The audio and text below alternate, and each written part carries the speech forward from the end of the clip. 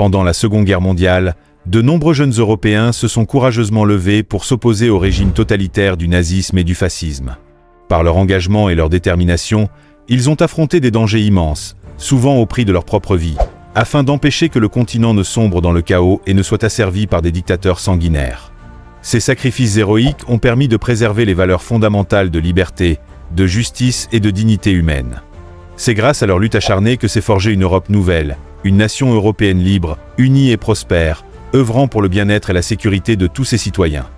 Chers jeunes Africains, l'heure est venue pour nous, la génération du changement, de nous lever avec courage et de briser les chaînes imposées par des dictateurs et autocrates qui ont asservi notre continent pendant trop longtemps. Nous devons embrasser notre révolution, car aucune grande nation ne s'est bâtie sans ce passage nécessaire. Que cette révolution soit pacifique, car elle doit s'adapter à notre réalité et à nos espoirs. Elle doit être simple, claire et constructive, portée par une prise de conscience collective et des actions réfléchies, unies et coordonnées. Il est évident que l'Afrique souffre, et nous savons que cette souffrance est le fruit de la cupidité et de la cruauté de certains dirigeants, mais aussi de l'immobilisme complice de ceux qui restent silencieux. Ensemble, nous avons le pouvoir de changer cette histoire, de redonner à notre continent la dignité et la prospérité qu'il mérite. Alors, que faut-il faire ? Il suffit de participer à la révolution en 3 étapes simples. Première étape, s'inscrire sur les listes électorales et encourager ses proches à faire de même. Deuxième étape, récupérer sa carte électorale.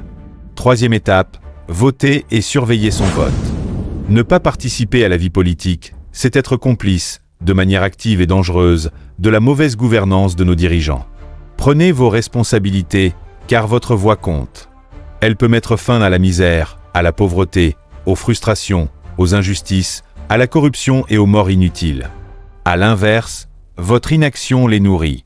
Trop souvent, dans notre confort illusoire, on pense que ces malheurs ne touchent que les autres, jusqu'au jour où un proche, un voisin, un collègue, un ami ou un membre de la famille souffre à cause du manque d'infrastructures comme les routes ou les hôpitaux.